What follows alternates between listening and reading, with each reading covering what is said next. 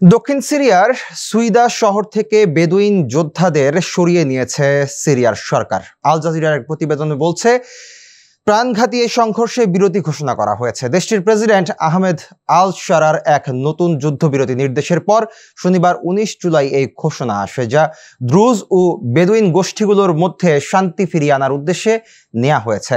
স্বরাষ্ট্র মন্ত্রণালয়ের মুখপাত্র নূর আল দিন বাবা দেশটির রাষ্ট্রীয় সংবাদ মাধ্যমকে জানান, নতুন যুদ্ধবিরতির চুক্তির বাস্তবায়ন ও নিরাপত্তা বাহিনীর মোতায়েনের মাধ্যমে উত্তর ও পশ্চিম সুইদা প্রদেশে এই সহিংসতা বন্ধ করা সম্ভব হয়েছে। সংঘর্ষটি শুরু হয় গত সপ্তাহে, যখন এক দ্রুজ ট্রাক চালককে অপহরণ করা হয়। এর জেরে প্রতিশোধমূলক হামলা শুরু হয় এবং দেশের বিভিন্ন অঞ্চল থেকে বেদুইন যোদ্ধারা সুইদায় জড়ো হতে শুরু করেন।